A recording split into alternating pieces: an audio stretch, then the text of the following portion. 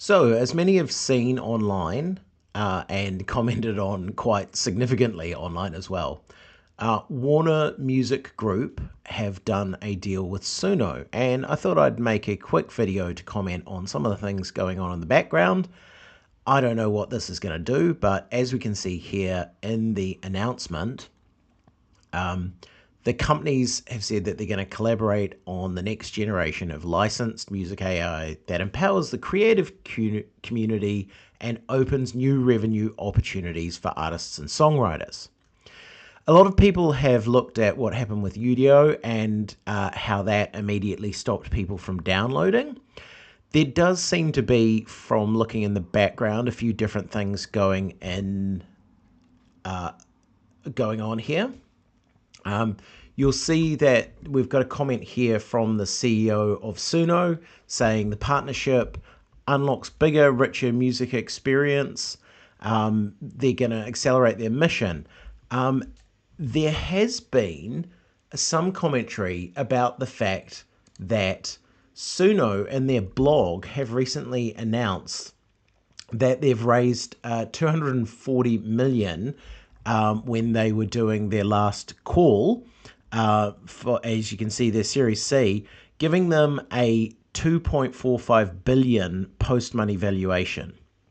So a lot of people in Reddit and places like that are commenting that Warner Brothers is going to come and shut it down.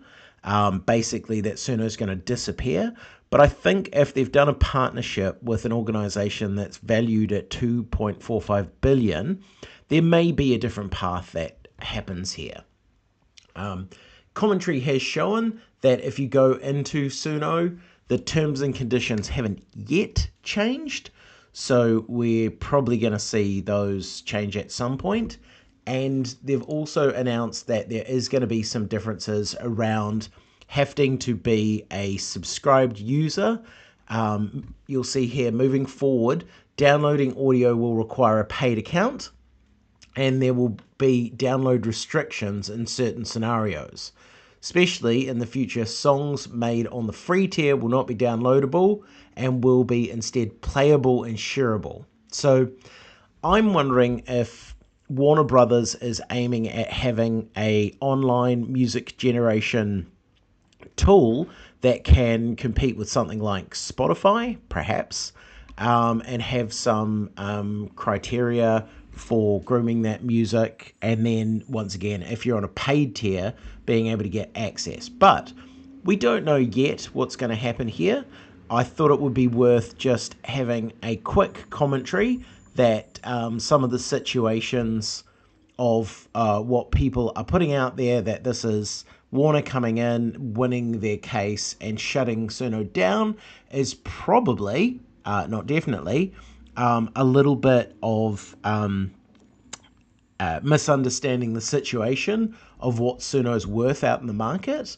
And you'll see here, they are aiming to forge a blueprint for the next generation of licensed AI music.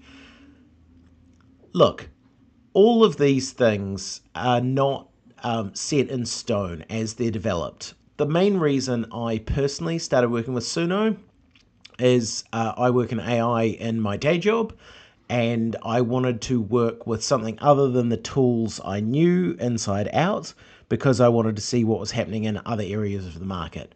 Suno has done a great job of adding features and functionality, which is a real indication of what's happening in the AI market. The unlock of new things that AI can do as time passes is amazing. It's happening very quickly. One of the things that comes with that is it is expensive. With the tools like ChatGPT and all of those other things, they originally started free, or at least for people to be able to access. Then they introduced the pro tiers, and some of them are quite expensive. All of these things do cost a lot of money. And if you expect that somebody is building a solution like this that isn't going to get them a return on investment, that's just unrealistic, and an organization can't survive doing that. Whether Warner will come in and succeed, I think we'll be looking at things in the past like when Apple bought Beats. Beats did very well out of that scenario. When Microsoft bought Nokia, Nokia ended up disappearing in the mobile phone market. So the goals and expectations of what people are going to get out of this are very different from what actually happens when it all comes down. So hopefully we have the right people involved and they're pushing in a direction that we can be reasonably happy. I know there are a lot of people out there who will be very upset about the free tier disappearing. Unfortunately, that comes down to that return on investment. And you never know, other competitors may show up in the market.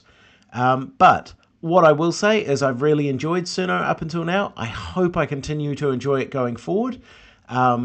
Just wanted to make sure we all had a look at that and also be aware, really, what Suno has become worth as a tool out there in the world. It has done incredibly well, and that's due to people like us using it.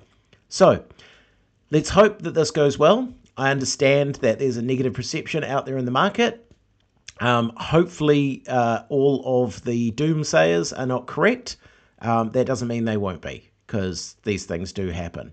But let's see what they bring forth, and hopefully, at least for now, you can keep making the songs the way you've been making them. I know on a few hours after the announcement, the site suddenly experienced a surge and there was some difficulty getting in. That seems to have cleared from my usage. I only made this video because I've done a number of how-to videos and I just wanted to make a comment on this. Feel free to say you don't like it. I'm more than happy for you to put information in the comments and say what is making you unhappy about this, or if you think this is something that might actually go in a positive direction. But I just wanted to make sure I'd put something out there and given some context from my point of view. Thanks for your time.